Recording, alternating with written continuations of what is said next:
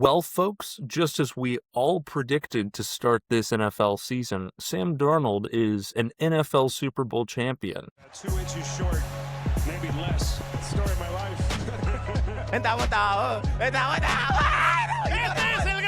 It's been a while since he's seen a hole that big. If you say he's a bust and you end up right, it's not because you're some genius. It's because you got lucky. How I feel, man? Tell me how I feel, El Freaky. We pray that these bird 30s would nourish us and allow us to throw the ball. They got to go get this bread. If you suck, you might as well suck with purpose. And so...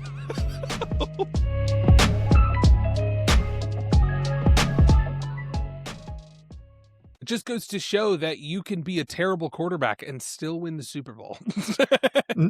No, not really.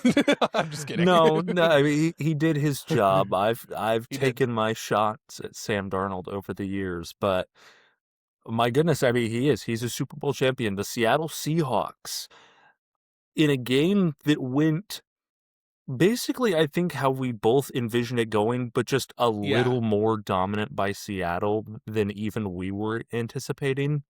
Mm-hmm. I mean, exactly. Oh, no, go for it. I was going to say, basically, I think the only thing that I would have anticipated going into this game was that the Patriots would put up like one score in the first half. Other than that, this game basically went exactly how I thought it would.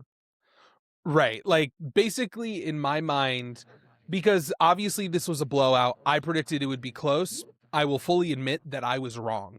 That being said, and I'm not trying to, like, defend my take. Like, no, my take was wrong. Let me just say that. That being said, though, I think the difference in the score, I thought that the Patriots would be able to generate at least one more explosive play.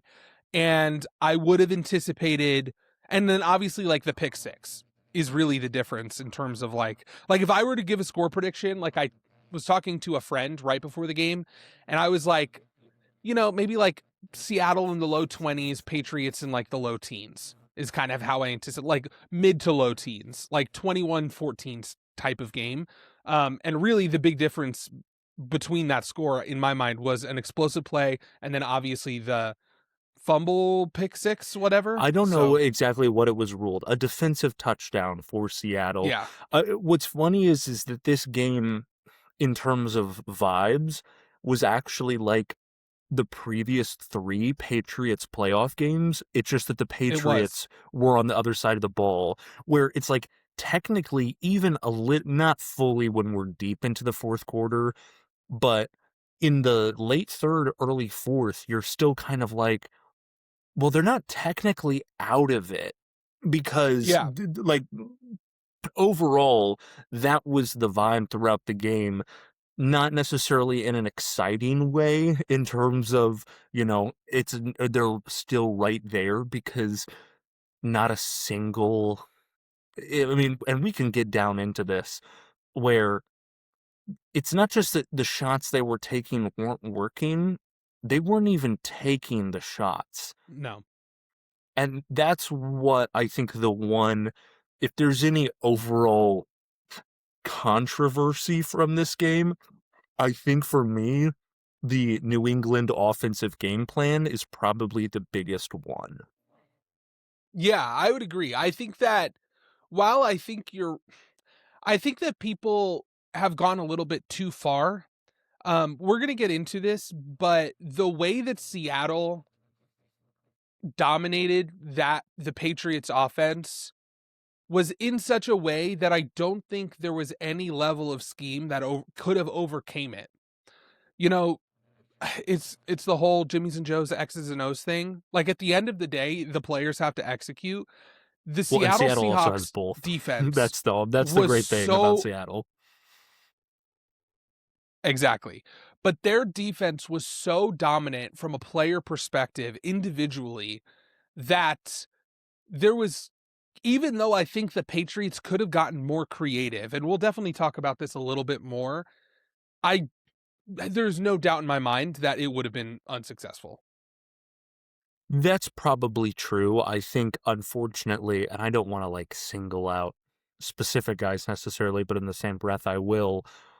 I mean, this game probably just fundamentally changed the trajectory of Will Campbell's career. Like That's what it feels like. he's going to probably be a guard next season. I mean, We'll that's how see. bad it was. I mean, we will see. That there's a lot that could happen, but I mean, it's not like if you. I still don't think, to be clear, that if you replaced Will Campbell with just a pure league average performance in that game, it changes it. But Yeah. it certainly was probably the thing on offense outside of the game plan itself that stood out for New England. Yeah. Oh, I would 100% agree. And I think that it's not unprecedented that a left tackle going from where Will Campbell was early in the season, at least in terms of production, to where he was in the playoffs and especially in the Super Bowl would lead to this type of offensive meltdown. The big example that I can think of is just the Chargers offensive line, where it was like the Chargers are a contender with Joe Alt and okay without him. Yeah. Like, which this was obviously more dramatic, but I just think that, it just goes to show the importance of the left tackle position. And also the offense of New England sort of hit the ceiling that Buffalo always seems to hit. The Sure. difference being that even if Drake Maye had a better season, and in terms of his narrative had more on his side, Josh Allen is a better quarterback right now and can raise that Absolutely. ceiling higher. But when you have the weapon by committee offense, that doesn't work against, obviously, it doesn't work against a great defense, much less what I think we can all say now was an all-time great defense. Yeah, absolutely. So I want to get into a little bit of the X's and O's. And I see a lot of parallels between this Super Bowl and last year's Super Bowl, because after last year's Super Bowl, there was kind of this narrative that was built that seemed a little silly to me just because it felt really obvious, which was the idea that, holy crap, look at the power of being able to pressure the quarterback with 4 rushers. Yes. Where it was like, that's true, and like it should be talked about, but this isn't news. Like, No, this is it actually should be kind of a obvious. staple of a Vic Fangio defense, right? We kind of talked about this when referencing the Eagles-Bears game, where it was like the whole entire point of the way that the Eagles approach the run game is we have Jordan Davis and Jalen Carter, and we have depth on the edge, and we're going to be able to, with 4 men, stop the run, and that's going to free up more people in the secondary to prevent the pass and gang tackle on short plays or on short completions. It's the same kind of principle where it's like, if we can rush the quarterback while also not really blitzing, like that's going to create a huge advantage. But the difference was that Seattle doubled down, because basically what Seattle did in this game is they were able to rush the quarterback or pressure the quarterback significantly while not blitzing a lot in nickel and dime packages while also stopping the run. Yes. Which is basically, there's like no chance that any offense can operate under those conditions. And So the like, here are the occasional numbers. times, and just to be clear, the occasional times that they did blitz were so efficient. Like They were just so effective. Yeah. yeah. So because like here's the numbers, right? The Seattle's off or defense was in base package, which means 3 linebackers, like a normal 4-3 front that you would expect, 1.5% of the time. They were in nickel package 44.8% of the time. And they were in dime package. So nickel package means 5 DBs. Dime package means 6 DBs, 43.7% of the time, which is 43.5% above league average in 2025. Despite that, the Patriots were only able to run 79 yards on 18 carries and only 39 yards on 7 runs versus light boxes. At the same time, Seattle blitzed the quarterback 13.2% of the time, and those blitzes were lethal, and pressured Drake Maye on 43% of his dropbacks. Huh. It is absolutely insane how dominant the interior defensive line was for Seattle, because they were able to basically say, if we have 4 guys that can dominate in both the run game and create pressure in the pass game, then we can have 6 DBs, which they already have a exceptionally deep defensive back room from corner to safeties. We're going to eliminate all of the passing options for Drake Maye. But what was underrated about this rush in particular, specifically compared to the Texans, the Broncos, and even Seattle earlier in the season, and really throughout the whole season, was the discipline that they showed in attacking and staying consistent with their rushing lanes. This was an all-time performance for a defensive line. It was absolutely insane. The idea that Drake Maye was what basically was pressured while also having only 3 pass catchers with 6 guys. Like, they basically were able to double team every single guy who could catch the ball out of the backfield. And on top of that, Drake Maye was pressured 40% of the time. Like, what are you supposed to do? No. Yeah, 100%. And there's longer term discussions that we could have, not even in this episode, but later in this offseason, about Drake Maye overall and his prospects.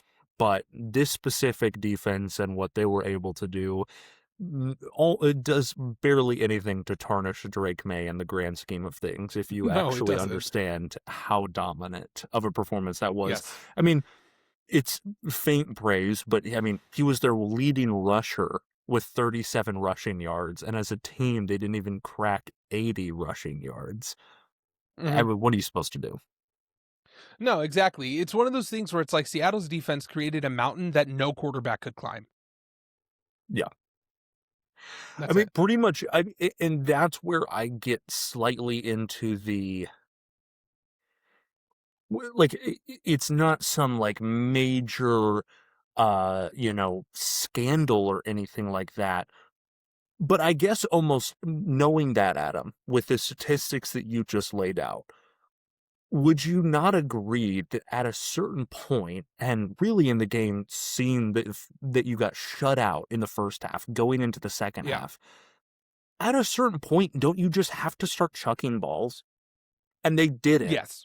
And so that's Not my quick enough. problem. Not quick enough. Like, at a certain point, you like, yeah, are you almost admitting defeat? Sure, but at least you're throwing punches while your back's against the wall, and maybe they don't connect. Maybe none of them do, and your quarterback turns the ball over even more than he ultimately did.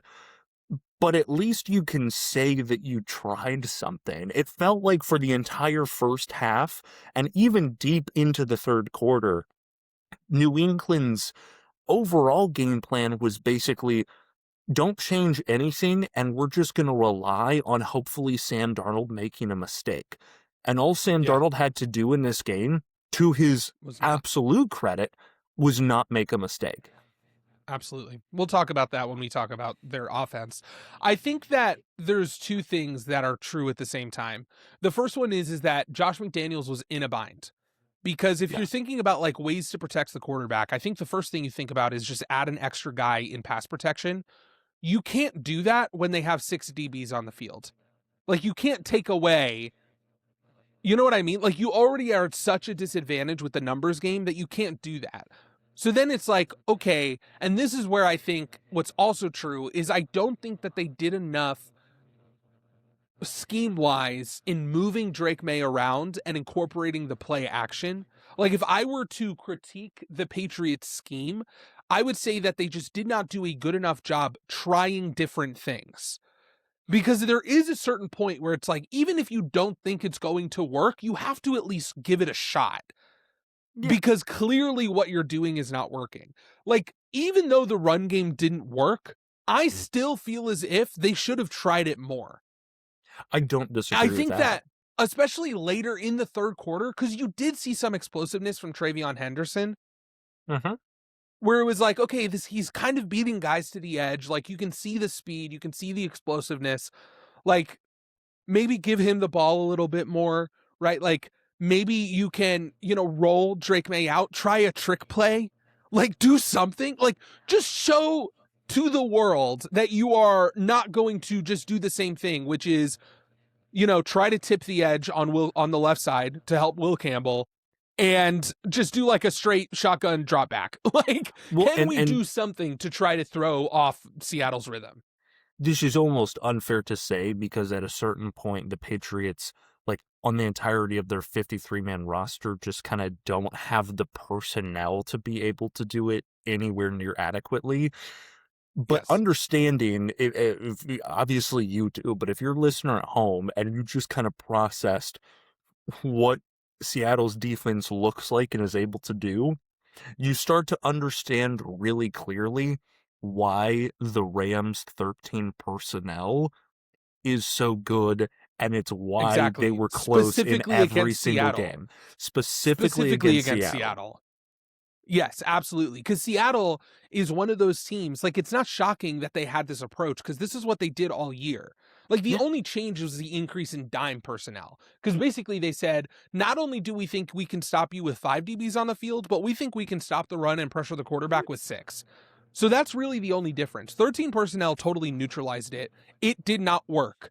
And so I'm going to get to this a little bit later, but it really does frustrate me to see how people reacted to this game and reacted to how Matthew Stafford played against Seattle and trying to make some sort of comparison about them, because you're absolutely right. Like, Seattle could not pressure Matthew Stafford with 4 rushers. When they were in nickel, Seattle or the Rams were able to run the ball. Like, there was a significantly decrease in pressure compared to what was happening with the Patriots in the Super Bowl. There was a significant increase in the efficiency of the run game, and they had weapons that could beat double coverage. 100%. All of those things are true, and like the Jerry's and Joe's being the major factor in that. But even in terms of just the X's and O's, 13 personnel is inherently forcing you to load the box more than Seattle wants to, because guys have to come down when there are 3 tight ends on the field.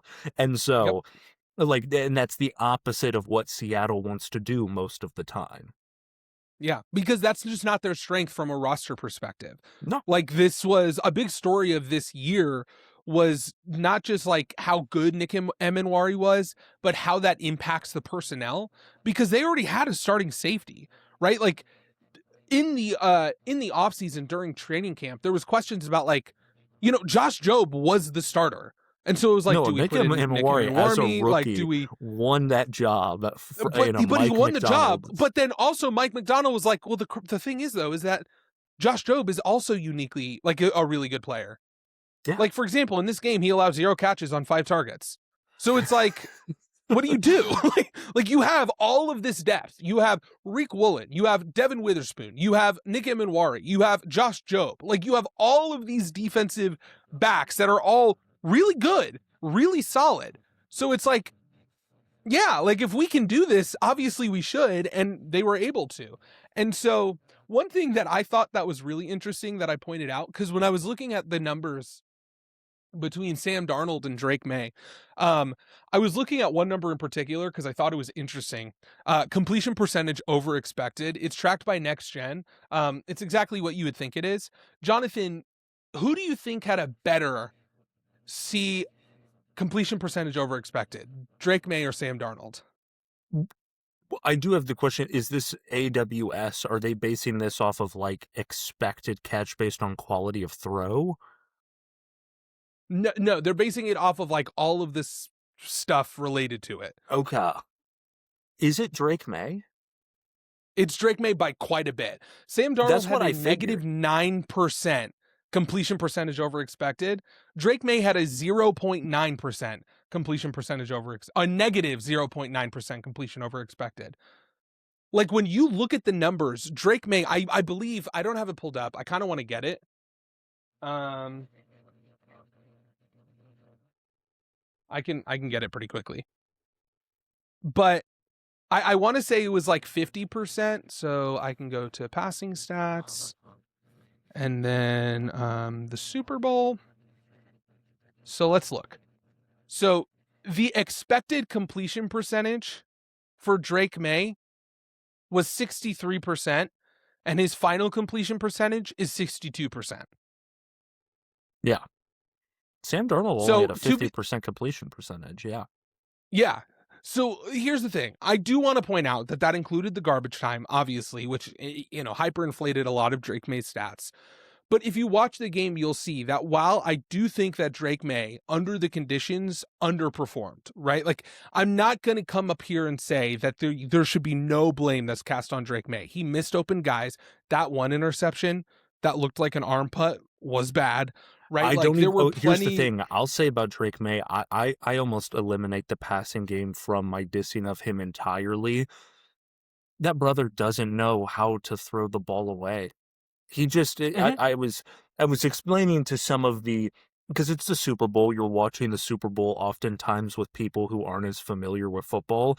Yes. And so one of the nuggets that I was giving some people I was watching with some friends before the game is Drake May's a big guy, but he actually has a terrible pressure to sack rate, like one of the worst Bad. among all starting Yep. quarterbacks. And I was just kind of visually, I was proven right by people watching the Yes. game immediately who don't really know football at all, being like, "Oh man, yeah, he's just getting sacked." And I get it. It's a difficult environment. I'm not trying to dog on Drake Maye too much. That to me was the worst aspect of the game from Yes. a macro 100%. perspective. Right, and we previewed that when we were talking about the Super Bowl. The weird inconsistency in how he's like he was the most efficient quarterback this year against blitz, but one of the worst of like quarterbacks in terms of efficiency when there was pressure without a blitz. So like when there Yeah, was extra guys in the secondary to take away the check down, he got yes, sacked basically every time. So like every time. he never threw the ball away. He either threw the check down or whoever, because you're sending extra guys. That means there's a risk reward, inherently with blitz, is because if the quarterback can recognize it, if he can get the protections in place, then there's a numbers advantage for the offense because you're sending guys who would ordinarily be in coverage in to pressure the quarterback. If he did a great job against that and taking advantage of that. He did a terrible job, one of the worst in the NFL, if not the worst in the NFL, at being able to throw the ball away basically whenever he was under pressure without a blitz. And you absolutely saw that in this game. By the way, I know that I put a lot of videos of why I think Drake Maye should have been MVP this year. If there is one reason why he shouldn't have been, it's because his completion percentage number is way inflated Oh because of yeah. his willingness to take a sack and not throw the ball away, which is not a positive, by the way. No, it is not. It's actually the exact opposite of a positive. I mean, what did Yeah. I talk about in our preview? Which is what happened on so many different drives, is that on first or second down, Drake Maye takes a sack and you're behind the sticks, and all of a sudden the dink and dunk nature of the Patriots offense is completely flipped upside down. You can't do it. Yeah. Absolutely.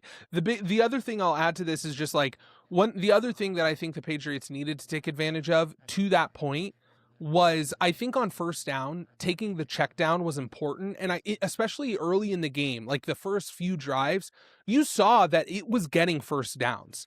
Like Demario Douglas, I think it was the first drive of the game, had a really great cut. Like he caught, I think it was like an out route for like 3 yards, turned it into a first down.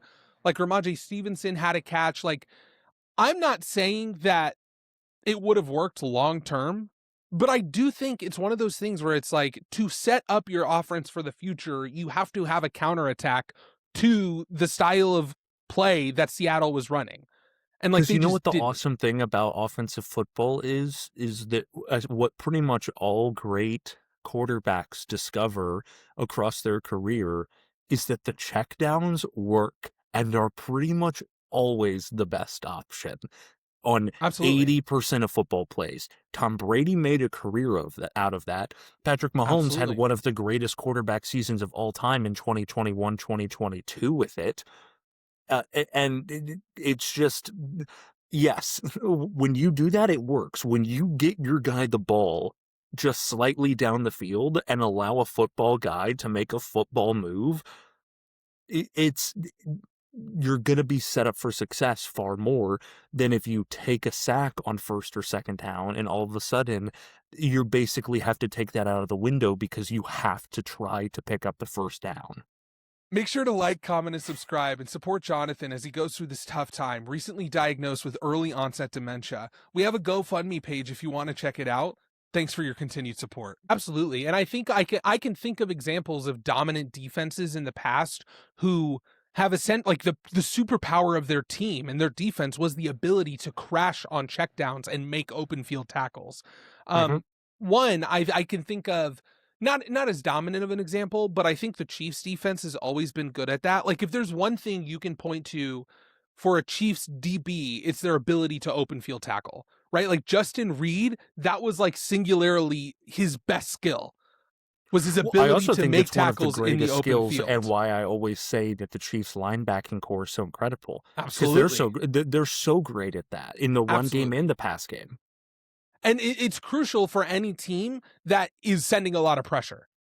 Yes, right? Because so for example, with the Chiefs, if Spagnuolo can generate a lot of pressure and then the check down is only getting 1 or 2 yards, that's a problem for an offense. The other example that I can think of is last year's Eagles team, because Vic Fangio has this very similar approach of, I'm going to run a lot of nickel. I'm not going to run a lot of base, but I'm going to have guys out there that can make open field tackles, swarm to the ball, and the check down is not going to work. And it absolutely eliminated the offensive game plan of so many offenses that they went against. Like obviously in their secondary, they had the cover guys. They had the guys that could beat you one-on-one in man, but they also had their ability to make open field tackles, in my mind, is what made them such a dominant defense and a Super Bowl winner.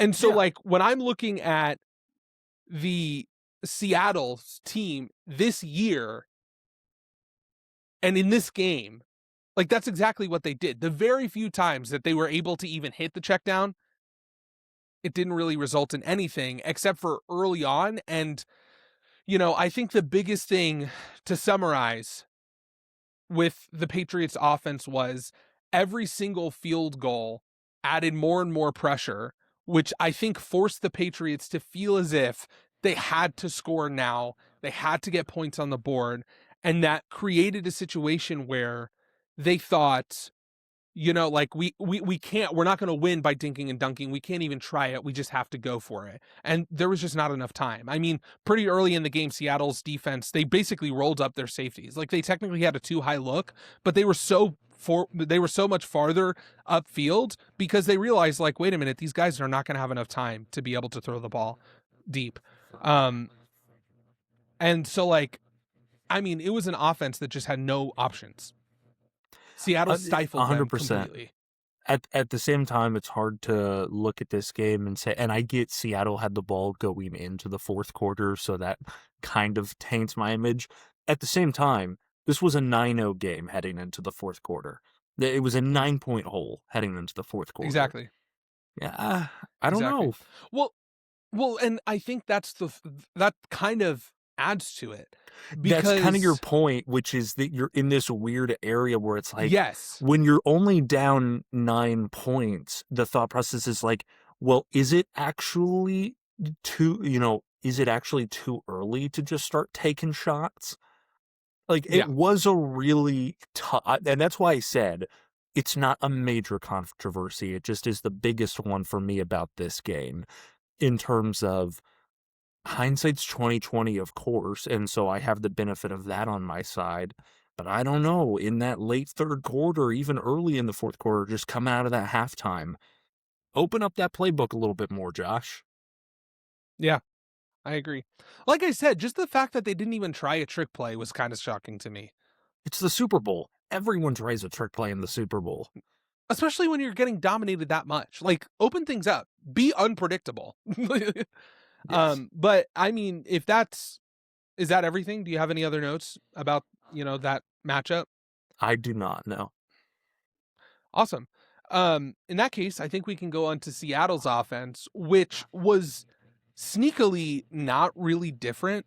Like, I think that one of the bigger takeaways from this is, man, the Patriots defense played incredible. Yeah. But it was just the small, minute details of, I think, obviously Kenneth Walker, who deservedly won MVP of the Super Bowl, but then also, well, I thought you previewed this perfectly. We both kind of had this idea, but you explicitly said it in our last episode, which is that all Sam Darnold has to do is avoid mistakes. That's it. And that's really all he did. And it was beautiful. That's all he needed to do. It was, and that's the thing where you talk about and objectively, obviously, is it more fun and are the guys who are playmakers better quarterbacks? Yes. But in terms of enjoying a quality football team as a 53-man roster, there is nothing wrong with being a game manager if you actually know how to do it. Absolutely. And obviously, Absolutely. it does mean you have to have better pieces around you inherently. That's just the way that it is. But it doesn't mean that you can't. I mean, what does Bill Belichick always say? What made a dynasty? Do your job. And Sam Darnold inherently has a different role to play than a Patrick Mahomes or a Drake Maye or a Josh Allen or a Lamar Jackson. But he completed his role just about as best as you could expect him to in this game. Yeah, no, absolutely. I think that because of, the most recent dominant quarterbacks, and more specifically, how in the last few years, there was a clear correlation between Super Bowl winners and Patrick Mahomes type players in terms of like skill level, that the term game manager, I think there was a clear correlation between Super Bowl winners and just Patrick Mahomes. Exactly. That's really what my point is that it's created this narrative that game manager is a negative for a quarterback, when it's like, that's just not true. That never has been true. It's not a negative. Like, game managers can win Super Bowls, and this proved it. This is a weird take, and I'm kind of going to pose it as a question, not as a take, but it is a take. Does this Super Bowl victory for Sam Darnold sneakily ding Jalen Hurts? Because the narrative of Jalen Hurts has been because... Dude, you hate Jalen Hurts. No. Listen to me, because I don't think I'm wrong here, and I think this will seep into public NFL perception. Because the legacy of Jalen Hurts has been built on, because we've had this era where it's basically like your Mahomeses, your Staffords, your Burrows make it to the Super Bowl. Well, since Jalen did it and then got back and won it, clearly Jalen Hurts must be in that caliber of player. Sam Darnold just blew that narrative up. I'm not Jonathan, wrong. You're speaking to the choir here. I know. Winning is not a quarterback stat, and that you have to take it into the context of each game. Like, yes, I 100% agree with you. I absolutely, 100%. You are correct. I have to I don't care if we break the fourth wall in this podcast, because I want this to be clipped, and I'm going to make sure to restate the question because I think it's such a funny hook. Does Sam Darnold winning the Super Bowl... Does Sam Darnold winning the Super Bowl sneakily hurt Jalen Hurts' legacy? That's such a funny line. That's just so funny to me. You sound like such a hater. Like, how does this affect LeBron's legacy? I'm so happy with myself. It's 100% true, though. Because, and like, this was what was frustrating about like how Cam Newton was like, oh, Drake Maye is... he's a Trent Dilfer. Like, he's all of these different guys. Like, he's just a game manager. It's like, okay. Like, okay. Like, yeah, he kind of is a... like, so? Like, that is the primary responsibility of a quarterback, to manage the game. Like, I don't know why this is considered some sort of... And, like, it's the problem that I have with it is that there's no objective standard to be able to say, at this point, this quarterback, he is the isolated variable that has led to this team's success. Like, at what point do we say that his isolated success is the primary reason why this team got to where they are, and therefore he is considered more than a game manager. Well, and this is where I will defend myself as being a little bit more QB oriented than you are, although still probably both of us are slightly less than the general public. The eye test. And I get Yes, there's I agree no with you. analytics to that, but at a certain point, you and I, Yes. and you acknowledge this, to where as much of a stat head as you are and all of the different databases you use, you still value the eye test of actually 100%. watching a guy play football. But at the same time, that goes both ways, which is that is almost the only way to quantify it. I agree. The thing is, though, is that if that is the subjective standard that we're using to determine this, what frustrates me is then the just awful discourse that comes away from it, because the less subjective something or objective something is, the worse the discourse is related to this. And so that's why, for me, when I'm looking, I think you're basically just critiquing democracy, Adam. I think you're a fascist. Kind of. I think that's what you're doing. No, I'm not. I mean, unironically, that is just kind of objectively the critique of democracy as a concept is that people are pretty much stupid, and when you allow them to have choice, they make dumb ones. When you allow them to think, most people get it wrong. That's not what I said. That's what actually I said exactly. is when they think based on subjective data, most people get it wrong. So if we rigorously inform them through a propaganda machine, then we can get them to think how we want them to think. I'm liking what you're putting down, I'm not even going to get Adam. into this. I have so many thoughts related to this conversation, but I'm not going to get into them. I'm not a fascist. I'm pro-democracy. Don't let that just destroy my name. The only point that really I'm making is that, yes, I do think that the concept that Sam Darnold winning a Super Bowl, basically you can either, if the philosophy that you have is that you can't be a game manager, you can't have a game manager as a quarterback and win the Super Bowl, you have to either you can have two positions. Either you say, I was wrong, and this proves it, or you say Sam Darnold isn't a game manager anymore. That he is surpassed that line wherever you see it. Yeah. And of crossing over from game change or game manager to game changer.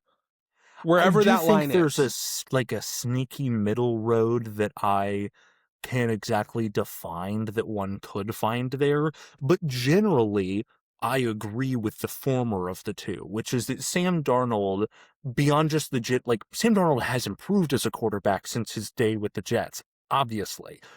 The biggest thing being eliminating turnovers in the biggest moment. So in that sense, Sam Darnold has objectively improved, and I think of him in somewhat higher standings than I have before. He's a Super Bowl champion now, but the type of player that he is and the credit that I give to him for the Seattle Seahawks winning the Super Bowl is less than I do for a Patrick Mahomes or a Matthew Stafford. Well, and I also want to clarify that this is not me saying that the quarterback position isn't the most important position, isn't the most valuable position, isn't from an individual position standpoint, isn't the most impactful factor that leads to winning. Because I do think that that's true.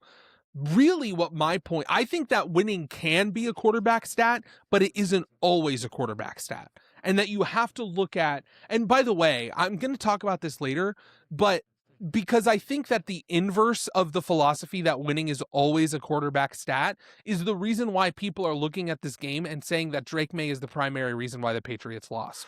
Because it goes both ways, and people often contradict themselves when they put themselves in that shoe, because someone will be simultaneously, they'll either be a Sam Darnold hater and a Drake Maye lover, or the other way around, vice versa, and they put themselves in their logic, they contradict themselves in the same breath. Was Patrick Mahomes the reason why the Chiefs didn't make the playoffs this year? No. Okay. Was he the reason why they won 3 Super Bowls? The biggest reason? Yes. Yeah. Okay, well then there you go. Then you can't have it both ways. You can't say that, as an absolute standard, winning is a quarterback stat, because if that's 100%. true, then as an absolute standard, losing is a quarterback stat. And so that's my only point. And because I think that people use that as an assumption in their discourse without analyzing the context of the situation is really what it boils down to. But I think we can move on to talk about Kenneth Walker the third, Super Bowl My MVP. prediction, my Yeah, that was stated awesome. prediction, it didn't exactly take the. It was a long and arduous road for him to build the case, but when you walked away from the game, there really wasn't any other option.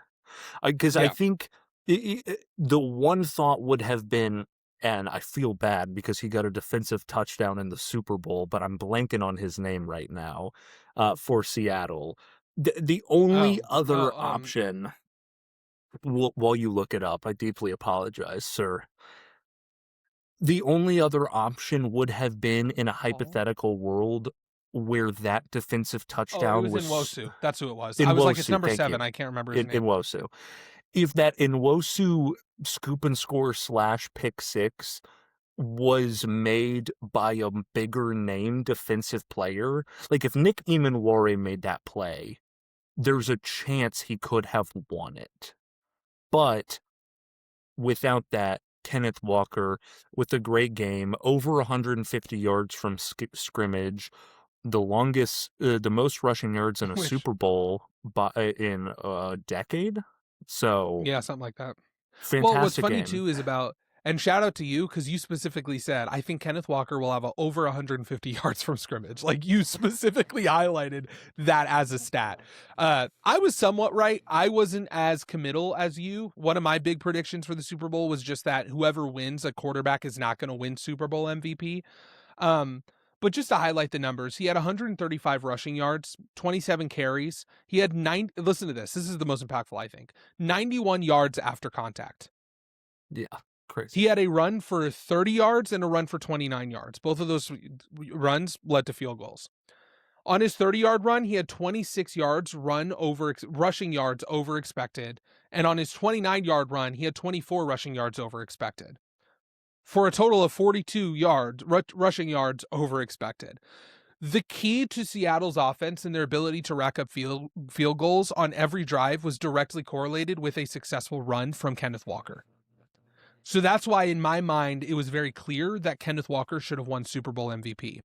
Because even if his touchdown was taken away, even if it wasn't flashy, even if it wasn't, this big all-time performance in the Super Bowl, his success was the reason why they were able to sustain any drives. Yeah. And there was one other reason, which we'll get to. All I was going to say is I was really just glancing at statistics, and this is out of place.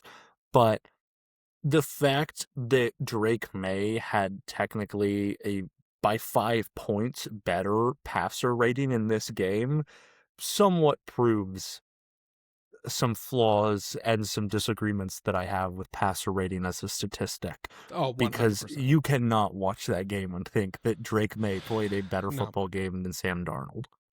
No. Speaking of Sam Darnold, though, this is what was crazy about it.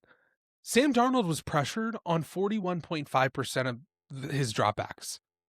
Yeah, no one's mentioning that. He only allowed 1 sack.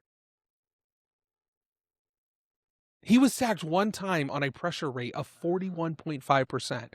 That is the storyline of Sam Darnold's career. Because the key aspect of being a successful game manager, if you will, is the ability to not make mistakes. That's exactly what Sam Darnold did. The other thing, because I said, one of the aspects of every successful, drive that led to points for Seattle, either 2 things had to happen. Kenneth Walker had to have success on the ground, and Sam Darnold had to use his escapability to avoid a sack. Over and over and over again in this game, Sam Darnold escaped the pocket and threw the ball away. He overthrew GSN. He threw a bad pass. Like, over and over and over again, it was a negative play But because it wasn't a loss of yards, because it wasn't a turnover, because it wasn't a strip sack, it allowed them to just stay alive on those drives. And every Preach. single one of those, it was just his escapability. It was one or two checkdowns I mean, in the drive, so that instead of 3rd and 10, or instead of 3rd and 12, or 3rd and 11, it was 3rd and 5. Like, it wasn't flashy. It wasn't big. It wasn't Patrick Mahomes-esque. It wasn't, insert big name quarterback here. It wasn't, Josh Allen rushing for a bunch of yards. It wasn't Lamar Jackson juking out a linebacker and then throwing a dime. It was just enough escapability under over a 50% blitz rate by the Patriots, an uber aggressive defense to simply keep the drive alive. And that is all that it took for this offense to be successful and ultimately win the game. Let's just make one thing clear. Factoring in for the minutia of a couple percentage points in sample size, Drake Maye and Sam Darnold were pressured an identical amount in this game. And Basically. Sam Darnold had 1 sack for 8 yards, and Drake Maye took 6 sacks for 49 yards. Sorry, that's I know that when we started and we were talking about the pressure and what Drake Maye was facing, and I'm not trying to dismiss that, but Sam Darnold 100%. Faced basically the exact same thing in terms of pressure in the pocket, and he played better than Drake Maye. There's 2 things I want to clarify that statement with. The first one is that you are correct, and that's why before I was saying Drake Maye is not me trying to defend Drake Maye was not me saying that there should be no criticism of his play. He missed open guys. He took too many sacks. He should have thrown the ball away. He did not. When I say that there is no quarterback that can climb the mountain that Seattle created, I don't mean that there aren't other quarterbacks who could have climbed it higher. I'm just saying that I don't think a quarterback would have won under those conditions. But the second thing I want to say is, as a difference, just to clarify, the difference is that the way that Seattle was, or its Patriots were generating pressure was through a blitz. Yes, 100%. So the fact that Drake Maye was pressured with a 4-man rush with 6 DBs, like I said, 2 guys on each receiver, that's the difference. I just want to shout myself out because I just remembered something that I wrote down and said in our preview game. This is what I said. New England wins by breaking structure. Seattle wins by refusing to let structure break. Because in Super Bowls, the teams that needs less magic usually wins. I'm just saying. That's exactly, Seattle wins by refusing to let structure break. That's exactly what Sam Darnold did. It wasn't flashy. It wasn't game-changing. But in reality, no, it was game-changing because he didn't make the mistake. He didn't make mistakes, and that was the key to Seattle being able to put up 5 field goals. What you're saying here is you're building a case for Sam Darnold Super Bowl MVP. You think he was robbed? Well, no, because I think that the more important and most impactful aspect of this was their run game. But 100%. I'm just messing. I'm just saying that the reason, all I'm saying is that the reason why Seattle did so well is because, or one of the reasons is because Sam Darnold, man, he just didn't make mistakes. It was as simple as that. Do you have any thoughts about Sam Darnold? Congratulations. I am genuinely happy for Sam Darnold and how far he's come in his career. And could you imagine, I mean, did the thought of this even be impossible cross his mind when he was at the depths of the New York Jets? I don't see how I that's don't think possible. He was quite literally, as he said, seeing ghosts. We know what he was seeing, and it definitely wasn't this. He told us. That's a great point. He did directly tell us. I always forget because I have it in my, because it's way funnier that it's that. I always have it in my mind that the seeing ghosts things was like an analyst quote. But no, he actually said that about himself. I always have to remind myself that. And it was against the Patriots, by the way. When he said that, they were playing the Patriots, and he was like, dude, I was seeing ghosts out there. There's I mean, that is true irony from the literal depths of his career, seeing ghosts to winning the Super Bowl. Full circle moment against the Patriots. Shout out, Yeah. Sam. Since we're talking about this side of the ball, I just got to shout out Christian Gonzalez. Just absolute dog. He's the He's a reason dog. why this game was close. He had multiple breaks-ups. One with, I think we're both with Rashid Shaheed. No, one was on JSN in the red zone, where it was like, if this game would have, it felt like it got out of hand quickly and was pretty decisive from the beginning, but it would have really gotten out of hand if it wasn't for No, the because it would incredible have made effort it a 3 by, possession game, like even in yeah. the third quarter. Yeah, 100%. And once again, like, the Patriots defense was incredible in this game.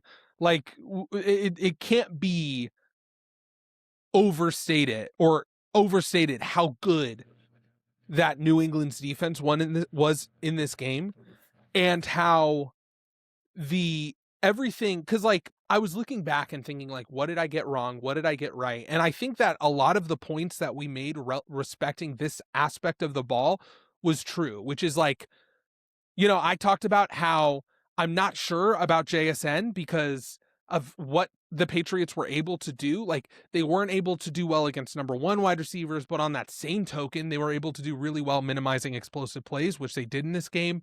Like, they're incredible against play action all year. Like, their defense did exactly what I expected them to do. It was just a question of, like, the way they win is by forcing Sam Darnold to make mistakes. And by eliminating the run game, which is two of our key points on this side of the ball. But no, like, the Patriots defense was incredible. Christian Gonzalez proved why he's a top corner in the NFL. His makeup speed, his just athleticism at the point of the ball was absolutely incredible. And I know we're a small podcast. Not a lot of people are probably listening, but Christian Gonzalez, your efforts did not go unnoticed on 2-down territory. Yes, we love you, Gonzo. Shout out to Christian Gonzalez. I think that's our Super Bowl recap, man. The Seattle Seahawks, Super Bowl 60 champions. Yeah, just like we all predicted. Again, I just think it's so funny that, and I'm not taking that video down on our social media. When we first started, one of the first videos we made was about the Sam Darnold move, and it was us just like crapping on the Seahawks for it. But, we all have to start somewhere. You learn. We started we all have being about as wrong as possible. We couldn't have been more wrong when we first started this podcast. But I will say, if you watch, we did change our minds pretty quickly. Yeah. So about that move, and basically came to the conclusion, like, actually we think that this is not that bad of a move, but that's besides. 100%. My biggest riser was in the Super Bowl in the New England Patriots, so I got to pat myself on the back there. There you go. Yeah, I think that any thoughts about the season, Adam, about how far we've come now that it's all over? Yeah, I think that this year was really enjoyable for a few reasons. One, and like they're kind of interconnected, but the fact that it was just, there was so much parity in the league that you never really knew, like, because there was, I felt like every week there was a different number one team in the NFL, the clear cut favorite, like the team who you think is going to win it all. And I think a lot of that came from the fact that this wasn't the year of the superstar quarterback. It was the year of defense. 100%. And for me, that's really exciting, because this has been a point that I've been trying to make for a long time in my conversations with people, which is, I know that, I know Patrick Mahomes is winning, but like, defense wins championships. I know that to be true. This doesn't disprove that in my mind. And that absolutely was proven this year. 100%. I think that even though my team sucked balls and Joe Burrow got hurt, even though it was like the worst season of my team's career in like 9 years, and basically a decade, this was the worst season. My fandom was crushed. Even though your quarterback literally was going through like an existential depressive crisis in like week 15, your quarterback was like, receiving like night knocks at his door, wellness checks. Hey, like you said, you always and then Joe always Burrow have a bad goes day. up to Some the people have door. bad days. Joe Burrow's receiving a wellness check. He goes up to the door, looks at the people. It's Zach Taylor, and he ugh. Could you imagine Zach Taylor delivering a wellness check on you? Yeah, whatever, dude. I'm not entertaining. I'm This sorry. I don't mean to conversation. dog. I'm not here to dog on you. I'm sorry. Well, your quarterback tore his ACL, so That's not even funny. Don't joke about that, man. get out of here.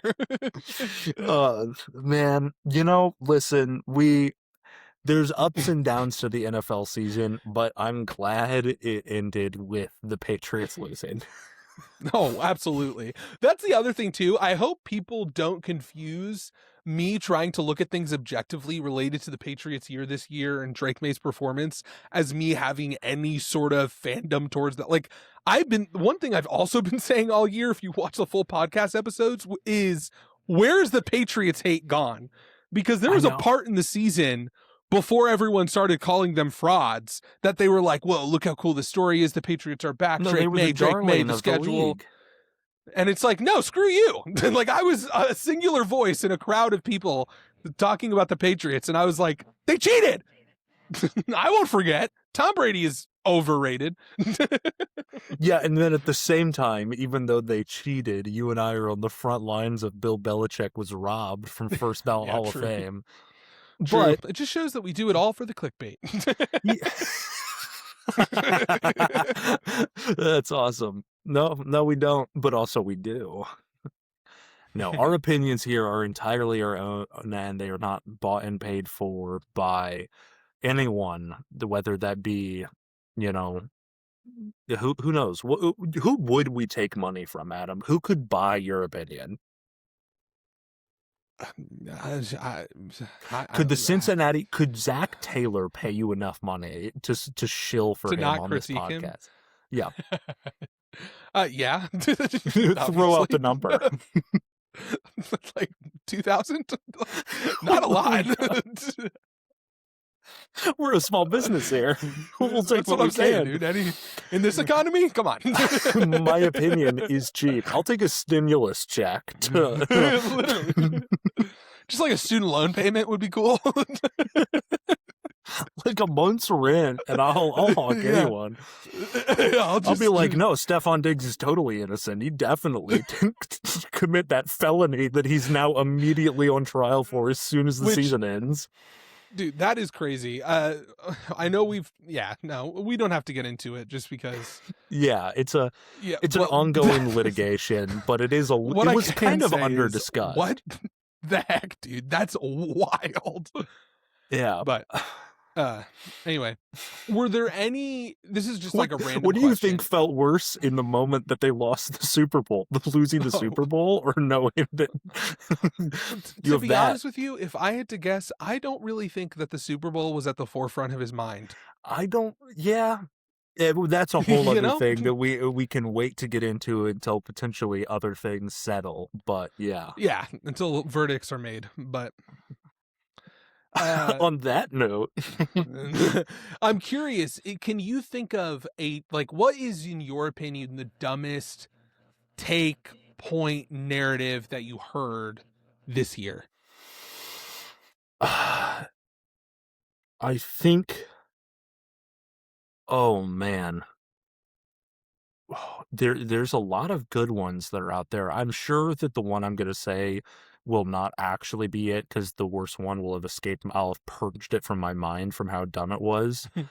Yeah. But I did, especially before it got a little bit shaky at the end, where even when they were winning, people started to see how bad the offense was and how bad the locker room situation was getting.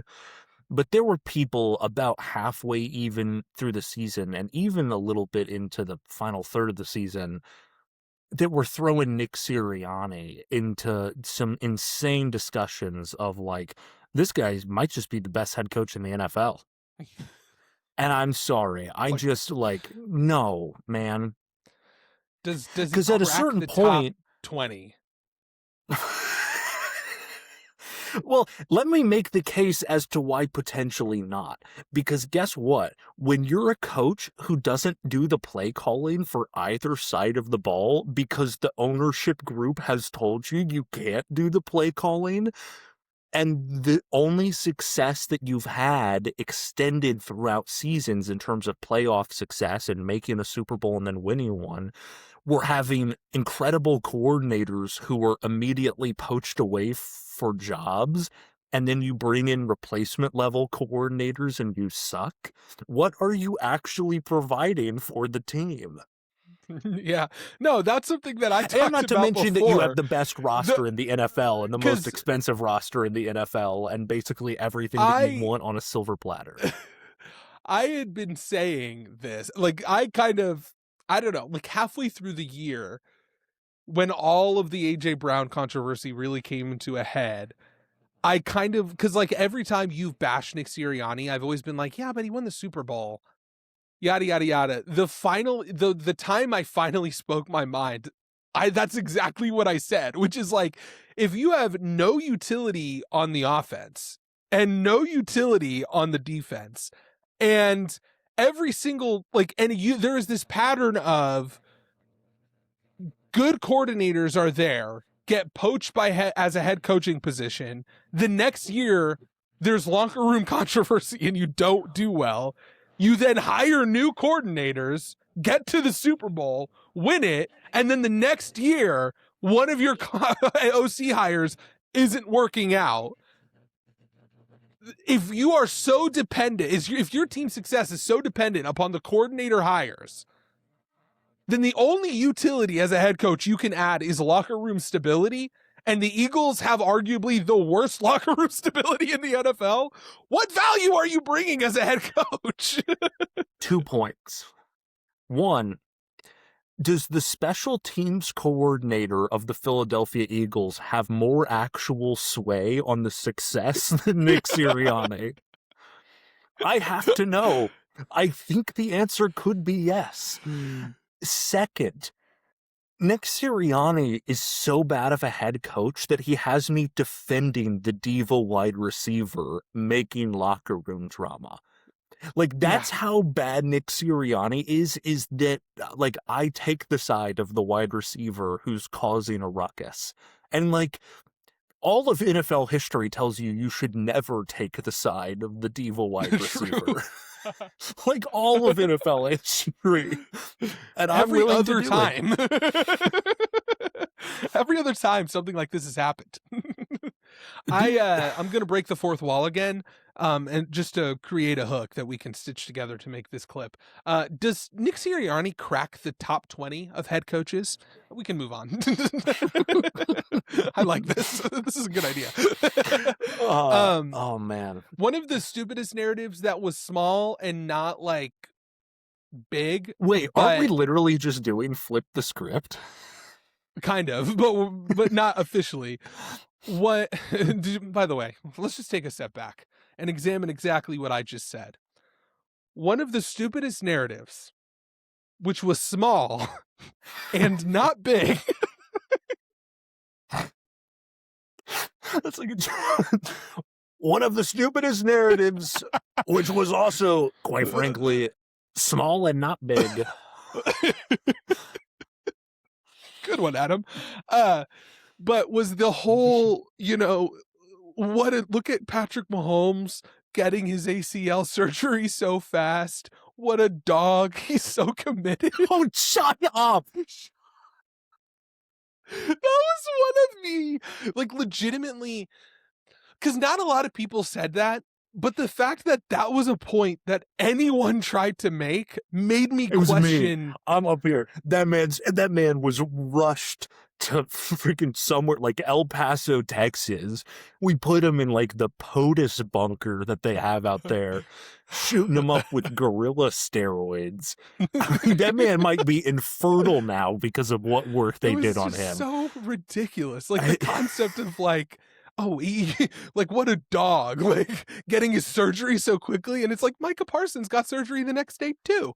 Like, or no, he didn't, because there was a difference in the injury. Like, the whole, like, I don't want to get into the medical side of things, but like based on the severity and what ligaments are torn determines whether or not you have surgery now or you wait a week for the swelling to go down. Like this is not up to, it's not like Patrick Mahomes. Like the surgeon was like, like you're good. And he was like, no, I need it now. I mean, no, it was because there was like a 12-hour period on Chiefs Twitter where that was a thing. And like the way that we were framing it, and I say we because I kind of bought into the hype because that's my dog, that's my goat. Like we were framing it as if like he was putting his body on the line. Like that's what I was going to say. We were acting like he was like he's going to be infertile now. Like he's giving up having any more kids. Like he had to. Yeah, like he's not doing anything that any other individual in the United States would receive. Like it's just stupid. But anyway, how about we talk about NFL honors real quick? Oh, yeah, that happened. Matthew Stafford is the MVP, as I am always correct. Although shockingly close vote. My goodness, the closest vote that we've had in forever. And all I have to say is, purely for the sake of my own narrative, shout out to the one Justin Herbert voter for allowing I know Matthew it's Stafford. So what's funny is, okay, so the only thing I really want to talk about with this discussion is that because the guy who did it, his name is Sam Munson, and he has a podcast with Steve Palamezzo or something like that. It's called Check the Mic. Personally, I'm a big fan of that podcast. I watch it every week. Basically, since like halfway through the season, Sam has been saying Justin Herbert should be MVP. So like the concept that like he's trying to do this for any other thing, and like he actually put out a video explaining his reasoning, and I do think that like there's merit to it. I don't have like I disagree obviously, but he is. Me too. He's not hawking some narrative. That's a legitimately convicted man who did not remain anonymous and put his opinion out there for the world to know. Well, in the realm of sports awards voting, anyone who's willing to put their name on something and give a clearly convicted reason as to why, I have to respect. Here's the thing, and this is something he pointed out, which is just objectively true. As soon as Sam Darnold and Drake Maye faced pressure this year, they turned awful. They turned the ball over significantly. Their completion percentage dropped. Yes. What did I say? You said Sam Darnold. What did I say? Oh, it's Matthew Stafford and Drake Maye. As soon as they faced pressure, they were terrible. Meanwhile, when you watch the games, Justin Herbert did not made plays under those conditions that when Sam Darnold, Matthew Stafford and Drake Maye faced, they turned into just bad quarterbacks. So basically what his argument is that if we're talking about value, which he said, like the ballot says we're talking about the most valuable player, that inherently implies that you have to isolate variables. And so if their success is so dependent upon protection and Justin Herbert's in it isn't, and this is a playoff team that won a lot of games, then from that perspective, Justin Herbert is the most valuable quarterback, and underlying that is a philosophy that he holds that I do 100% agree with, which is I don't like that as a concept for an award. I think that because it's such a team-based sport, it's already difficult to create like any sort of objective standard to determine an award and isolate the variables. Using the term valuable only complicates that, and that a better term would be just like best, right? Like if it was just the NFL's best player, because I also think that the word value creates a scenario where you have to have a quarterback as the only winner of the award. That is fair. The hard part about the value discussion is, and I don't even disagree with you, it's just that the NFL is a weird one where it's like in the MLB, the award is named the exact same thing, the most valuable player award. But because of the nature of baseball as a team sport, we all just basically know that it means the best guy. Mhm. Like Barry Bonds won 7 MVPs, and it's like they never won a World Series. Barry Bonds never won a World Series. But you know what? He was just the damn best guy. And so it's like if Yeah. when you have an established criteria of that over the history, you can accept that. Because of the variability specifically in football of different positions in terms of because it like obviously it's a baseball offense, offense defense in Yes, I terms of understand what you mean. but you get what I mean. The variabilities that are added to that don't allow you to have as nearly clear of a set standard that history just kind of over time makes. Like there's no Yes. tradition to it that you can establish, even though Right. we're, in damn Super Bowl 60. And that's another thing too, in terms of just the fascinating history of sports as a concept, which is in the grand scheme of things, football's young Yeah. compared to something like baseball. Yeah. True. I think that the biggest thing that I realized from this is that you cannot on one hand complain like because in my mind the argument and I've talked about this, but I think that the statistical case for Drake Maye is overwhelming. And for you to say that Matthew Stafford was the MVP, it'd be based on subjective standards. I personally am okay with that as a concept. The problem is we have to decide as a community, what are we going to look at this award through? We don't have to, but in order to be logically consistent, we have to. Do we want this award to be subjective or do we want it to be objective? Do we want this award to be the quarterback with the best stats or do we want this award to be the quarterback that passes the eye test and that is just different for every person? And What here's the thing, what Sam I'll is say saying is that right now it's subjective, and in my opinion, this is the way it is. So if you're the one of the issues that I have from this is, in my opinion, the logic that people are using to justify Matthew Stafford's MVP is very similar to the logic that was used that Sam used to justify the Herbert MVP. Fair, yes. I think I don't even necessarily disagree with you in terms of establishing a criterion that's a little bit more sound. The problem and the reason why that'll never happen is because of how tight this vote was. Basically Yeah. 50-50. Like, and that's the problem, which is that the NFL voters, like what you just said basically became the MVP debate on a meta level beyond these two individual players. And it was a debate of how do we define this. And this debate was split as close as you can to 50-50 in a vote while still having a winner. I mean, 23 first place votes to 24 first place votes. Yeah. The other thing that I'll say though, and because this is where it's specifically frustrating, is that when I think about this Herbert argument that Sam is addressing, my immediate reason why I disagree with it, and I think this is the immediate reason why you would disagree with it, is because it's based on a hypothetical situation of basically saying that imagine how Herbert would have played without that pressure. Imagine how good he would have played if he wasn't pressured all the time, if he wasn't able to do that. And there's an assumption there that Justin Herbert's numbers would have looked significantly better, if that makes sense. Mm-hmm. The problem is that is the exact same argument as the strength of schedule argument against Drake Maye.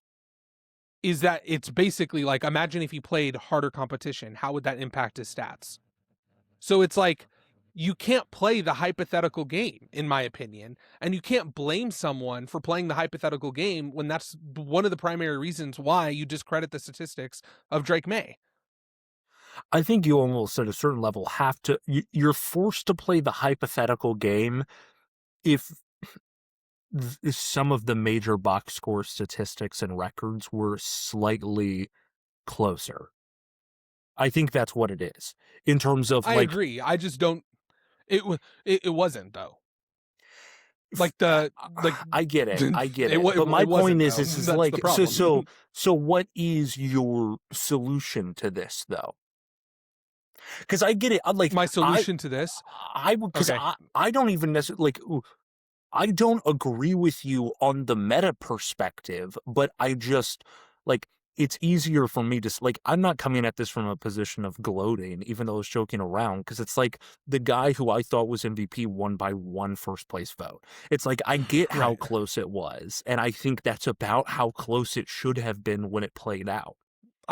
So I agree with that. And like I said, like my opinion that Drake Maye should be MVP is not solid, it's not strong, and I think that I don't lose any respect for anyone that chose or voted for Matthew Stafford depending on their reasoning. The Yeah. biggest thing for me though is I just think that you have to, at the end of the day, you have to establish some sort of standard. It doesn't have to be an objective one. But if we are going to say that it's the eye test, if that is the thing, like I think where we have a lot of these issues is the fact that it's just like the difference in standard every year that's applied. Because like I understand every year is different, and so there has to be to some extent there has to be a different standard. But at least we can apply the standards in the same way, and that's what we're not seeing, and that's what's leading to this confusion. The reason I think this is important is because if we're looking at like the Hall of Fame and just like all of our discussions related to like the legacy of a player, having a good understanding of what MVP actually means is necessary for that. And so basically what my point is that you can't have it both ways. Like you can't, and so that's why it's like either we say just straight up, this is a subjective award, or we try to create some sort of standard that you can measure somewhat objectively. If you don't do either of those things, it creates a world where it's like, okay, what is this award then? Like, define it. Fair. I entirely get that. Can I throw a take out there that is related, but just almost entirely separate from all of this? Yes. One aspect of the meta narrative of the NFL MVP discussion that's not being discussed enough, Matthew Stafford beating Drake Maye for the MVP is proof of the death of the East Coast bias in sports media. And I can say that almost objectively. Yep. If this was 30 years ago, Drake Maye would have won the MVP. Because if you don't know, East Coast bias is an objectively just known thing where because of the infrastructure both of sports and sports news and news in general being so primarily loaded in the East Coast with Boston and New York, like it is a crazy thing that an argument this close between players and it's the LA guy that beat the Boston guy. Like, you've got two cold-ass white boys, and the one that won was an LA guy versus a Bostonian. That's a little wild. Like, I know that's such a niche take, but that's 100% a fact. Yeah, no, I 100% agree with you. I guess, like, really just to summarize this whole thing, in my opinion, you just... And like part of the reason why I actually do think this is important is because the hate messages that Sam Munson got was just like absolutely despicable by people. And so Yeah. because of that, and like obviously that's going to happen, it really is just like, what can the NFL do to actually add some sort of validity to this award? And again, like I think the way you do that is, and I think that there's two options, right? And you're talking about how, you know, this was like a debate within a debate. Like the meta debate was over like the stats versus, you know, the eye test or whatever. In my opinion, it's like, no, because I don't think that that's going to impact next year, because it never does. Like there is no history. There is no like standard that is created and precedence that's created. That is the issue that I see. That if you don't, at least, it doesn't have to be a lot, because I do think that there's validity to the subjective nature of the award, if that makes sense. Like, I don't think it should be completely objective where we just look at this number and that determines it. But I also don't think we should, like when I'm asking for objectivity in this award, really what I'm asking for is some sort of consistency from a year-to-year basis that allows us to determine to have some sort of precedent to build off of. Fair. Yeah. I mean, at a certain point, I think I would say, and not to get into where this ultimately kind of is just a transposed version of like a political discussion or a legal discussion, but it's Yeah. like ultimately time itself will, I think, set the precedent. Because I think it does like just over time have to evolve between voters. And 30 years from now, there's going to be an entirely new generation of sports fans and media members who are voting on this, who are going to look at this slightly differently, but they're also going to have at least some precedent that's just set by, like, it does matter that Matthew Stafford won this MVP, even if it was close. Like, in a sense, that is setting a precedent. Like, I do think that matters somewhat, even if it doesn't like fully set a legal binding precedent, like the Supreme Court. Like, I do think that carries some weight, and it adds to a layer of NFL history in the history of the NFL MVP. Yeah, I just think that if you're looking at it logically, like I just don't like what I'm thinking about specifically is how does this impact, not just Matthew Stafford's legacy, but like this season might be lost in history for Drake Maye, even though it objectively was an incredible season. But here's a real question. Let's say hypothetically this wasn't the most valuable player, but it was just the best player. Who do you think this year would have won, and why is it Myles Garrett? Yes. Yes. Yes. Like, let's be honest, the defensive player of the year, and this is why it's like we spent a lot of time talking about MVP. To be honest, that was in my mind the most interesting because a lot of them it was like, yeah. Pretty much except for Offensive Rookie of the Year. Yeah, I guess. I mean, we're shucksters at heart, but We're shocked. we're not. Listen, we're not wrong. We're just early. We were simultaneously early and late and in the middle. Yeah, But we're shucksters. But outside of we're that, shucksters at heart. I mean, is it a combination of clearly Myles Garrett was the most dominant, obviously, across all of these awards, but perhaps the second most undisputed in my mind was Joe Thuney as Protector of the Year. See, I actually disagree with that. I think that Garrett Bowles should have won. Really? Personally. Okay. Yeah. The reason why is because, like, when I'm looking at, like, the storyline, the progression of this season, like, Joe Thuney had kind of a rocky start, as did basically the entire Bears offensive line, and eventually they did find a rhythm. But, like, that's not a passionate take. Okay. Like, I think that either one of those guys could have won. It's the first year of this award, so there's been literally, say what you want about no NFL MVP precedent, there's literally no precedent for this award. It's the first year. That being said, I am pretty proud of myself because I did, and part of this is bias. I'm just going to say that now because before the season started, I predicted Garrett Bowles as Protector of the Year, and so like I kind of wanted him to win just for that.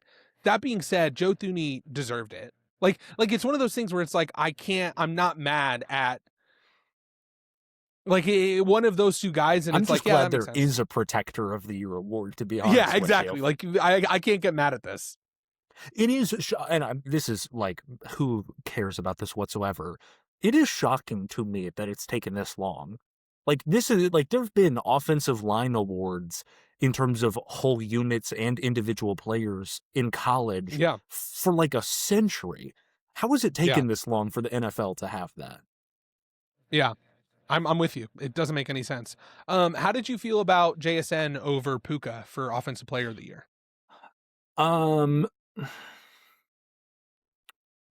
I ultimately agreed with it.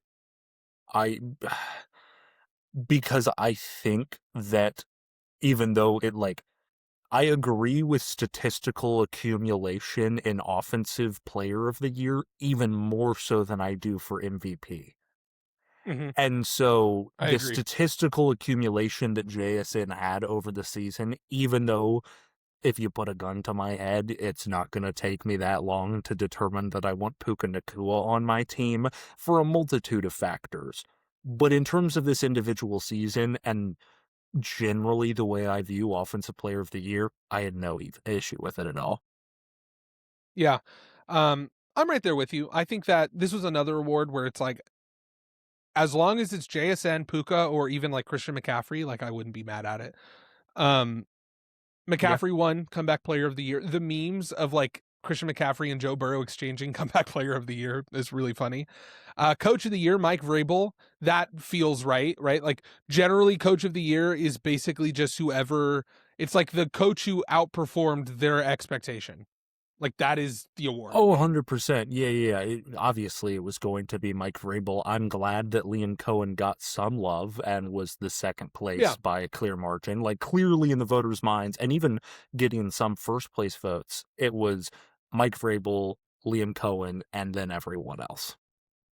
Yeah, I agree. Should we start the narrative? Like, I was a little interested by this because as soon as Josh McDaniels and Mike Vrabel won Assistant Coach of the Year and Head Coach of the Year, you knew that Drake Maye was not going to win MVP.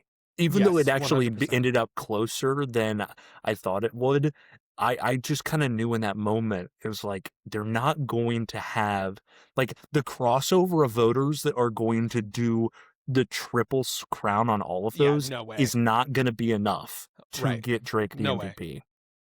I'm with you. Which is, I'm with you. Honestly, I was a little shocked that both Mike McDaniels and Vrabel won. Like when I saw that Mike itself was fascinating. Or Josh McDaniels, sorry. That when Josh McDaniels won, I was like, oh snap, is it going to be like Ben Johnson? Like, you know? Yeah, that one was also interesting to me that Liam, because I said Liam Cohen and then everyone else in the same breath. It is interesting that Liam Cohen was the clear second and not Ben Johnson. Yeah, I was pretty shocked by that, to be honest with you. And I think that there are arguments why, and I really like Liam Cohen. I do. Yeah, that's a little puzzling thinking about it now. Let's think. Other major award, Defensive Rookie of the Year. I think Carson Schlesinger earned it. You know, he had the most tackles. Like, he was dominant all year. It's unfortunate he was playing for the Browns. Which, one thing I will say that's pretty funny, because I was looking at some of our previous clips, and there's this clip of us talking about the Browns offseason. And one of the things we said, we were talking about like the Shedeur Sanders, Dylan Gabriel, like that whole situation. And one thing that I said that I thought was funny and still true is like, even after all that controversy, the best aspect of the Browns offseason was their draft. Yes. Which 100% turned out to be true. But like, that was a pretty, like we said that months before the season, like a few months before the season started. And I'm like, man, we kind of hit the nail on the head. Even though there was all that controversy regarding both, like, because like I graded the Browns offseason, and yeah, one of the things we were talking about is like, even though this is a puzzling move by the Browns to pick Dylan Gabriel and then in the 5th round take a Shedeur Sanders, ironically, everyone else is probably going to be the highlight of their offseason, and it's 100% true with Carson Schlesinger and Harold Fannin Jr. Like, they had a great draft. Like, and let's not forget Pro Bowl quarterback Shedeur Sanders. Exactly. Hey, the Bengals had 2 Pro Bowl quarterbacks, so we're kind of the greatest. So did the Browns, actually. So maybe is the AFC North the most dominant quarterback division in the NFL? Is the AFC North the division that fired every head coach except for Zach Taylor? Yes. I'm gonna kill you. Okay. What else? I think that's basically it. We got to talk about how terrible of a selection Christian McCaffrey was for the USAA Service Member of the Year award. Or Salute to Service Award presented by USAA. They got to put a white boy up there. I mean, they got to get. They got to throw a bone. I just love the idea of like someone like really taking offense to this.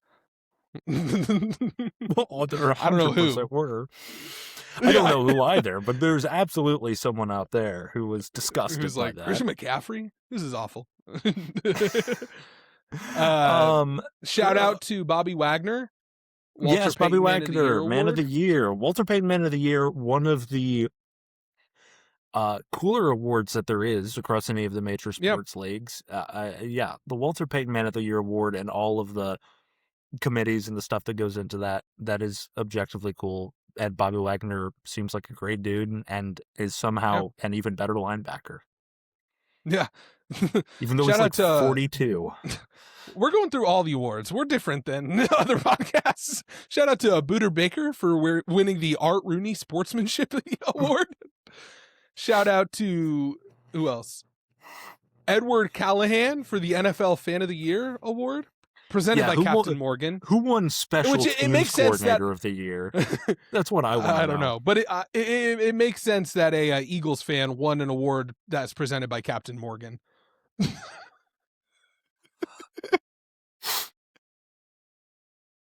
That's a really good joke, Adam. That's an all-timer right there. That one's really good. That's pretty good. It makes sense. On account of, Anyway. On account of their drunkenness and ineptitude as people and members of society. We're kidding. Relax. I'm coming far. I'm throwing out takes like, is Sam Darnold winning the Super Bowl destructive for Jalen Hurts' legacy? And is Nick Sirianni a top 20 coach in the NFL? Yeah, this is just an episode to hate on the Eagles. We found a way. Okay. And it wasn't hard. We have a new segment called, what did we call it? I forgot. Crap. Flip the script. Flip the script. That's it. Where we are going to be responding to stupid narratives that we find. We kind of already did this, but mine are more focused on Super Bowl narratives. Yeah. I've got one, and it's, it'll be a good one. I'm looking forward to it. Okay, well, I have two, so I'm going to start. Yeah. The first narrative that's really frustrated me is that Will Campbell's short and pudgy arms is the reason why he gave up so many pressures in the Super Bowl. I think that this is just categorically false whenever you look at how Will Campbell lost his reps. Just to add some context, he let up a few sacks. He let up 14 pressures. He had a bad game. But when you look at all those pressures, there were individual reasons for each one for why he let up that pressure. And I don't think that the length of his wingspan is the primary reason why that's the case. One, slow feet. Two, he was bad at the point of attack. Three, he didn't anchor well enough. His shoulders were in square. And there were a few times where I thought that his kick step was too vertical instead of horizontal. And so the defender, the defensive player that was rushing him, just had all the momentum. And I think really the biggest thing here is the biggest takeaway is not like the length of his arms, but the size of them. Like, he needs to hit the gym more. Really, because like it was just pure like dominance. And so that's why the reason I think this is important and why I care about this is because while I think a lot of NFL fans are under the opinion that he should be a guard, I don't see improvement because he's only going against bigger, stronger guys. Like, the issue for me when it comes to Will Campbell is because the pros of Will Campbell is his speed. The problem is, and this has really changed, there's been a direct change in how he's played after his MCL tear. So that's one thing that you have to clarify, right? He was hurt. He's playing on an injury. It's not an excuse, but it's just something to note. But the other thing that's important here is that he's not losing because of his short arms. He's losing because it is a lack, especially in this game, it was a lack of fundamentals coupled with him being less strong than the guy he's going against. If you are less strong or weaker than the guy you're going against on the offensive line, and Jason Kelsey's talked about this a lot, the way you win is through your technique. And Will Campbell not only lost through technique, but also is just not strong enough. That's why he didn't do well. Both of those things are things that he can improve on as he gets healthier. I don't think it's time to give up on the idea that Will Campbell can be a good left tackle because there is a lot of tape this year of Will Campbell playing well at left tackle. Furthermore, the development of a tackle within the NFL normally takes a lot of time compared to other positions. there's a very few examples of left tackles that immediately were incredible players directly out of college. Most of the time it takes time. And so really all I'm saying is Will Campbell had a bad game, but let's not get carried away about, his short arms and how he needs to move to guard and everything like that. Just a moment of your time. Liking, commenting, and subscribing is the best way that you can support our mission to get the good word out that Tyler Shuck is the second coming. That's entirely fair. I accept that. I really think the one thing I'd say, and this is not even saying that he has to, assuming that he gets back to full speed and health after the MCL issue, he would be one scary man as a pulling guard. Imagine Will Campbell with his speed pulling and coming at you. That's just kind of like selfishly, that would be fun to watch. But that's true. Your point is well taken, and I appreciate you sticking up for Will Campbell, because not a damned other person is right now. True. It's time for my flipping of the script, and this is not something that I'm necessarily even excited to do, but it's just so objectively true to me that I can't help but dispute this narrative. Matthew Stafford is not a top 10 quarterback all time, and let's prove it very simply. Matthew Stafford's resume, as it stands right now, is 1 Super Bowl win with no Super Bowl MVP, 1 first-team All-Pro, and 3 Pro Bowls. Oh, and a 2011 Comeback Player of the Year award. So throw that one in there as well. Did you mention his MVP this year? And his MVP this year. So 1 Super Bowl, 1 MVP, 1 first-team All-Pro, which was this season, and 3 Pro Bowls. We are going to break this down into 3 categories. The first category is modern obvious QBs that are better than him. The second will be before my time QBs that are obvious. And then the really before my time QBs that you have to at least consider. So let's throw out the obvious ones that Matthew Stafford is obviously worse than. Peyton Manning, Tom Brady, Patrick Mahomes, Aaron Rodgers, and Drew Brees. And if you want to say Drew Brees has no MVP, how about a Super Bowl MVP, 13 Pro Bowls, and 5 5,000-yard seasons? So don't even start with that, more MVPs.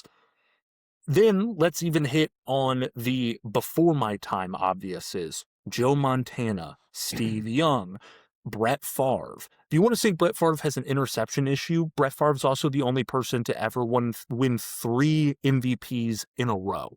So, Brett Favre is better. John Elway. I'm an Elway hater, but he did win back-to-back Super Bowls, and he's the first ever quarterback to appear in 5 Super Bowls. John Elway is better all time. And Dan Marino. And here's where it's going to get tough. Because I'm going to have some Dan Marino hater in the comments saying, well, no Super Bowl? Spend 15 minutes on that man's Pro Football Reference page, and you'll think he's probably the greatest quarterback of all time. The man had 5,000 passing yards and 48 touchdowns in 1984. So ridiculous. 1984. The next closest that season was Seattle's Dave Krieg, who had 32 touchdowns and 24 interceptions. He was the Jameis Winston of that time. Dave Krieg was the Jameis Winston of that time. Don't worry, guys. Matthew Stafford is better than Dave Krieg. That's 10 quarterbacks right there already. Let's go back to the really before my time that you pretty much have to consider as being better, or at least a case, even after already naming 10 guys. And I left off guys like Roethlisberger and Aikman, to be clear. Otto Graham, 10 seasons playing, 10 championship appearances, and he won 7 of them. Johnny Unitas, that one's pretty clear to me. Roger Staubach, that can be debatable, but I think pretty clear. And then Terry Bradshaw. I don't care if it was a different time and how good the Steel Curtain Steelers defense was. I plead you to go look at Terry Bradshaw's Super Bowl stat lines. You will be shocked. I was at work today watching Super Bowl 13 film because the entire game is free to watch on YouTube. Do you want to know what Terry Bradshaw did in 1979 in the Super Bowl? Only a casual 318 passing yards and 4 touchdowns with no interceptions. That's insane. For all of you who my think that gosh. Terry Bradshaw was pitching, 90-yard passing games with like 1 touchdown and 2 interceptions, you just don't know. Like, it wasn't that different of an era in that discrepancy. So I just threw out 14 guys right there, and I left off some other names that are easily debatable. Matthew Stafford is not a top 10 quarterback all time. Is Jalen Hurts more of a 1970s quarterback than Terry Bradshaw?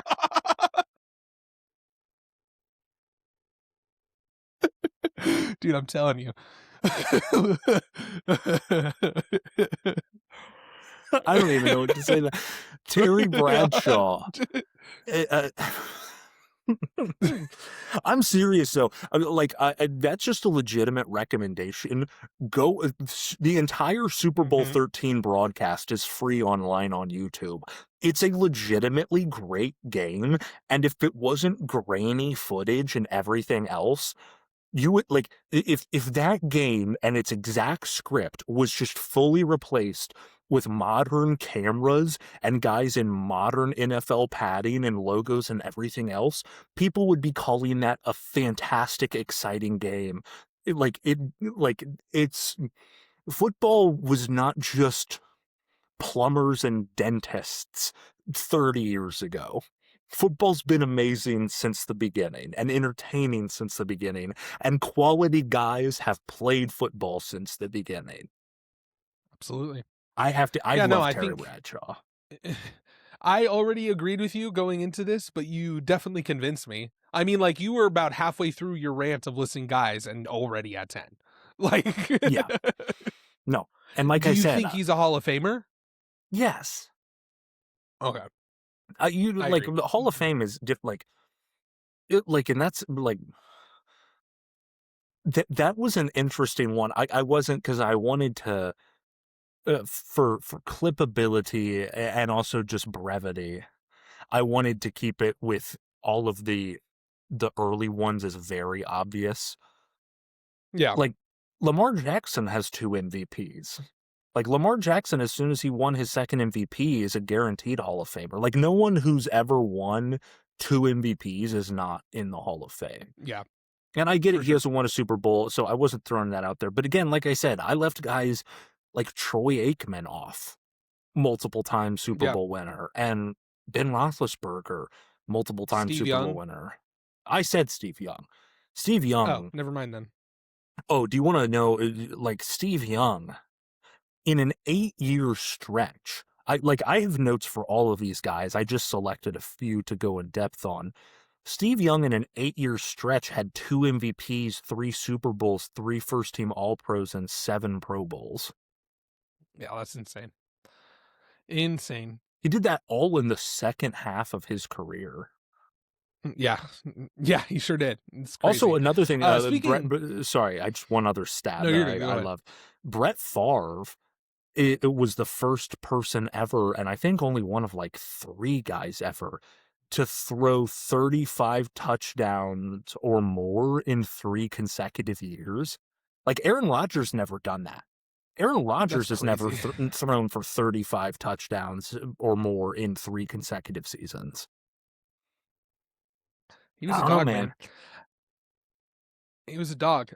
Speaking of the Hall of Fame, though, I do think we have to shout out this pretty stacked Hall of Fame class. Drew Brees, Larry Fitzgerald, Luke Kuechly, Adam Vinatieri, and Roger Craig. Pretty incredible. Sorry, Roger Craig. There's a guy I can think of who should have been on that list.